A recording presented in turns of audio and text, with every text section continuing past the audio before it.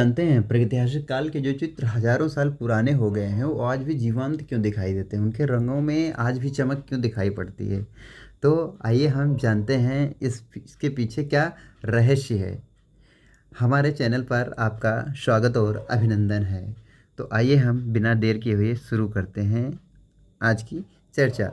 तो अगर हमें इस चीज़ को समझना है तो सबसे पहले हमें रंगों की तकनीक और रंगों के विषय में जानना होगा।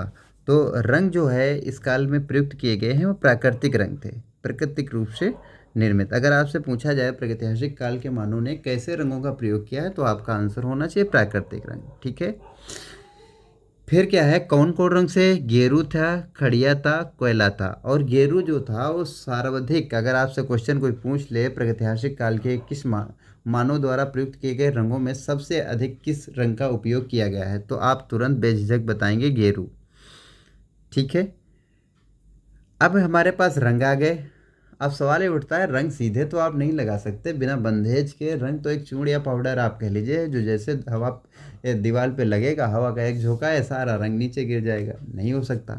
तो इसके लिए हमें एक बंधेज चाहिए। तो बंधेज के रूप में जो है मनुष्य ने जानवरों की चर्बी का इस्तेमाल किया गया। अब यहाँ पर भी एक प्रश्न बनता है, अगर आपसे पूछा जाए प्रागैतिहासिक काल के मानव ने रंगों को धरातल पर स्थायी करने के लिए किस पदार्थ का उपयोग किया, या ऐसी कौन सी चीज़ थी जो प्रागैतिहासिक काल के मानव ने रंगों में मिलाई और रंग हजारों साल के लिए स्थायी हो गए, तो आपको तुरंत बताना है एनिमल फैट या जानवरों की चर्बी।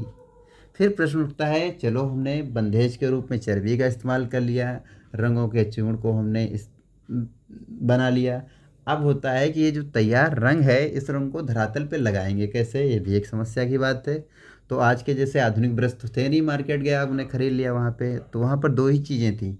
या मानव द्वारा मनुष्य जो शिकार किए जाते थे पशु थे उनके बालों से तैयार की जाती हो, या दूसरा विकल्प था प्रकृति में उपलब्ध चीज़ों का चुनाव करके उनको उपयोग लायक बनाता हो। तो दो चीज़ें, पहला तो बाल हो गया, दूसरा है नरकुल और बांस। इनके एक सिरे को कूट के जो है तुलिका के जैसा बनाया जा सकता है, उनकी सहायता से लगाया जा सकता है। तो आपसे जो प्रश्न पूछा जाए प्रागैतिहासिक काल के मानव ने किस के द्वारा रंगों को धरातल पे लगाया, तो नरकुल या बांस, जो भी उचित विकल्प हो आप उसका उल्लेख कर सकते हैं, उसको चुन सकते हैं। अब हम आज के प्रश्न पर आते हैं। हमारा प्रश्न आज क्या क्या है?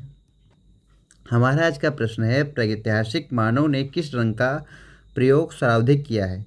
आशा करते हैं कि आप इसका उत्तर कमेंट बॉक्स में बताएंगे। जानकारी अगर आपको अच्छी लगी हो तो चैनल को सब्सक्राइब करें और यूं ही मज़ेदार जानकारियों के लिए हमारे साथ बने रहें। धन्यवाद।